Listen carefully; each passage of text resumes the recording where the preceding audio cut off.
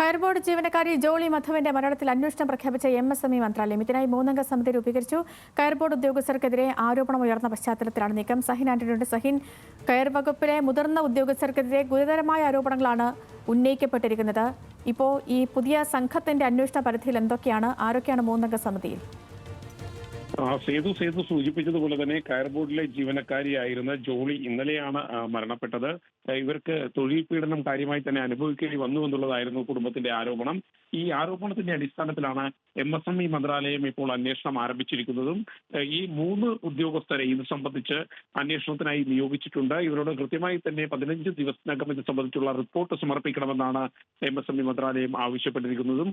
ഈ 3 ഉദ്യോഗസ്ഥരുടെയും അന്വേഷണ പരിധിയിൽ വരിക ഏതെങ്കിലും തരത്തിൽ അകാരണമായി സ്ഥലം മാറ്റുക, പ്രമോഷൻ തടഞ്ഞുവെക്കുക, ഉന്നത ഉദ്യോഗസ്ഥരുടെ ഭീഷണി ജോലിക്ക് നേരിടേണ്ടി വന്നിട്ടുണ്ടോ എന്നുള്ളൊരു കാര്യം തന്നെയായിരിക്കും ഈ 3 ഉദ്യോഗസ്ഥരും പരിശോധിക്കുകയും ചെയ്യുക.